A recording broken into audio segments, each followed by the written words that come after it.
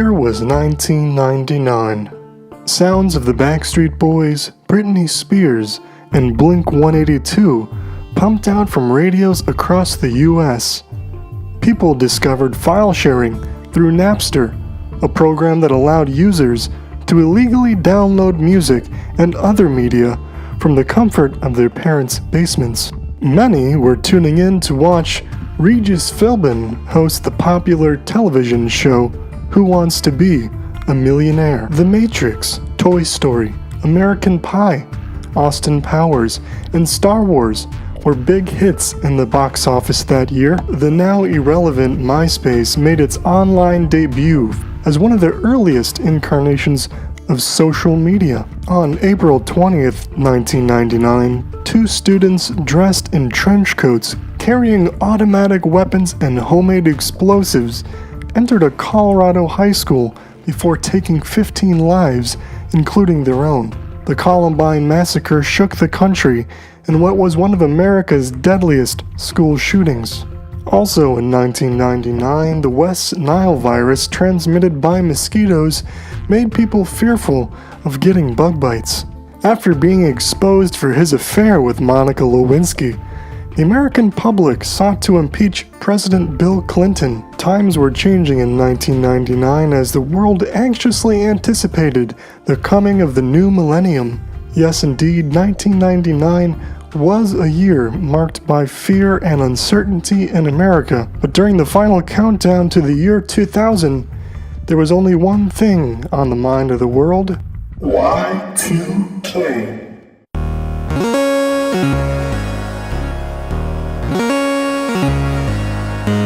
I see dead people. $1 million.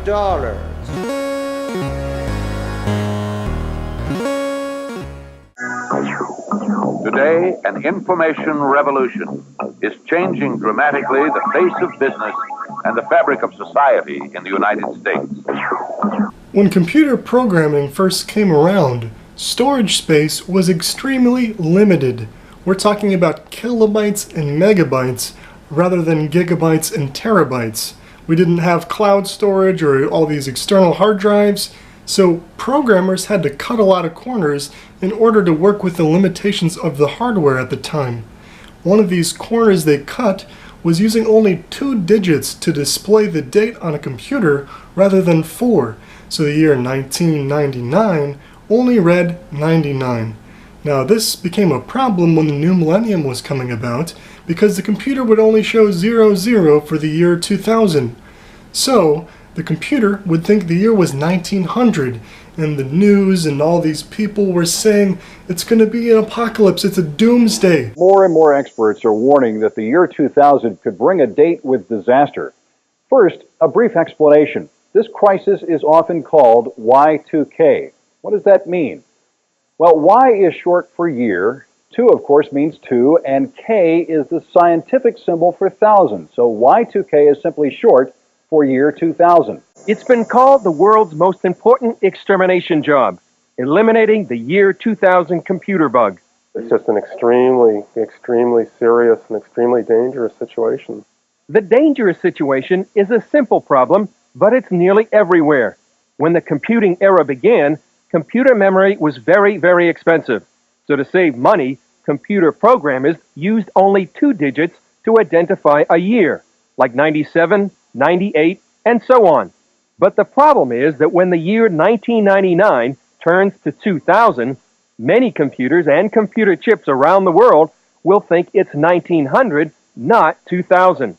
Because of this, many computers will behave unpredictably, malfunction, or simply crash. Added to the software problem is the risk of embedded computer chips. There's an estimated 25 to 40 billion of these in the world, running everything from supertankers to traffic lights. And they're used in machines throughout factories, the phone system, utilities like power, water, and gas. They're virtually everywhere. Some estimate 1 to 10% of these embedded chips will fail. And that could cause those factories, phone systems, and so on to fail. Pat, the situation is so severe that one top business leader recently warned that, quote, "In my own view, it is a particularly large global disaster in the making." It's going to be an apocalypse, it's a doomsday. All this food we depend on, we're not going to be able to get it. The grocery stores are going to be empty. The electricity is going to go out. We're not going to have communication. All of this from a date changing on a computer. So what do people do when they fear the worst?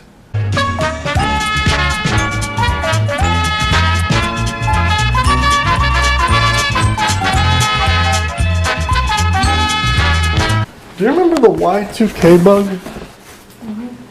What do you remember about it? The Y2K. It was like everybody kind of. Don't. Was that right before the Millennium changed? Yeah. Everybody was like stocking up and Yeah. thinking the world might come to an end, or why? I'm making a video about it. But just in case, stores like Albertsons are ordering extra. They even have a Y2K order list. We're asking, what are they buying these things for, and they're basically saying they're trying to get prepared. Much as they are at local hardware stores, where the biggest sellers are ammunition, gun safes, kerosene lamps, and water jugs. But if you're looking for a generator, forget it. There are none. I don't think anybody is really worried about anything happening, but they are wanting to be prepared. Yvonne and Chester Rich are getting ready for Y2K. A lot of crackers and stuff for the cats. Salmon. We have a gas stove so I can cook. If I have water, we're going to stock up on a little water. Water is at the top of the list that the Texas Department of Emergency Management recommends you keep on hand. In dead of winter, at the stroke of midnight, January 1st, 2000, water delivery systems may not deliver water for cooking, drinking, or bathing. If there's one thing you don't want to go without, it's water. You always got to make sure you got that water. Holy shit, that's cold. Most items can be gathered at your local grocery store. Such items as non-perishable food, a manual can opener, personal hygiene items such as shampoo, soap, deodorant, and a toothbrush. So as you can see right here, the power just went out, but luckily I have a generator hooked up so I can still edit my video here. Still watching a little bit of Netflix over the web. And over here I got some can openers, and I got 2 can openers. And I also got a bunch of non-perishable food, but I don't need the can openers because it actually has a little tab there. Got some soap, shampoo, shaving cream, Bluetooth speaker, so I'm pretty set. So now that I've picked up everything they showed in that news segment, I'm still wondering, is there anything I'm missing? I mean, anything at all? It's 2 a.m., January 1st, year 2000. Power's out. It's pitch black. You need light.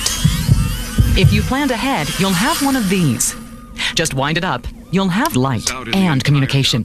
Call now and get the ultimate Y2K Survival Kit from BeCalm.com. You'll receive the Sunburst, the premier wind-up and solar-powered flashlight and radio, a video resource guide with real advice from leading experts, a diagnostic computer program to test your PC. You'll receive 3 soup samples from Hourglass Foods, food storage you'll want to eat. Plus, you'll receive a step-by-step guide that will show you how to prepare without wasting a single penny.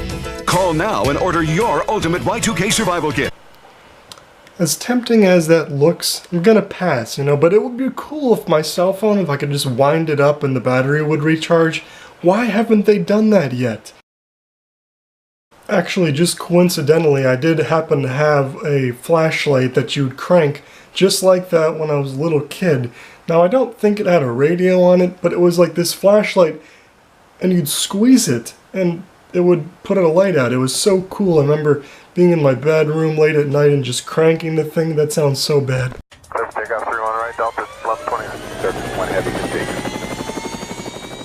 It's just funny to see all these old commercials and news stories using this term experts so loosely. Like, these experts are saying you're going to have this survival kit, or these experts are saying it's the end of the world. Where are these experts after Y2K? It's always just these experts. Who are they? It's not very credible. Corey Hamasaki, a computer software engineer for nearly 30 years, has witnessed most of this information revolution. He's an expert on large mainframe computers. My assessment is that the work is not being done. And the consequence of that is that the systems will fail and the essentials won't be available. Yes, midnight, December 31st, 1999, electronic clocks in millions of computers will roll over to the year 2000. Or will they? Most experts agree they will not. Computer systems essential to our way of life may simply shut down. The dire warnings in this emergency video are gleaned exclusively from secular experts in over 300 reports. The facts: no event in history has connected mankind to one common adversary until now. The millennial bug jeopardizes our way of life in ways never imagined. Thousands of programmers working round the clock may not fix this problem in time. Such potential mass confusion confirms end-time prophecy. The impending worldwide panic could signal the end of this age and Christ's glorious return. With only months before the moment arrives, you must have the information found in this shocking video by Dr. Jack and Rex Sullivan, 2000 Time Bomb. To order, call toll-free 1-800-918-5577. We'll send this emergency video for a gift of only $24.95, plus $3 shipping and handling. Do you think people were scared at the time? Did you remember anybody who was scared about it? Not really. I mean, was it sort of a joke? No, it wasn't a joke, but we weren't as dependent upon computers as we are not just you personally. I remember when I was little, I felt scared about it. I remember thinking, what's all this fuss about? Well, we didn't know what was going to happen, whether people had adequately prepared for it, and as it turned out, they did. 10 gold chains, wood grain. They're making too much out of it. It's not going to be anything. Just another day. Of course, I may be wrong. What do you, in brief, remember about I remember that the news? There was a whole lot of expense incurred the last 5 years before that to update all the computer systems so that they would continue to work. And so it brought a lot of expense forward into 1996, 7, 98, 99 in preparation. And they cut the expenses shortly thereafter, which led to kind of a small recession in 2000, 2001, 2002, because the tech bubble burst. Okay. Now, in retrospect, it's easy to see that these are kind of silly. It's funny that people got all worried about a date changing on a computer. And the news, I mean, this news coverage, there was so much of it, even though the problem had been solved months, if not years ahead of time, because computer programmers were aware of it before 1999. But the funny thing is that the news is still reporting stories in this way today, not just like Y2K, but everything. The point of the news is not only to just inform you, but they want to take a story and make it grab your attention.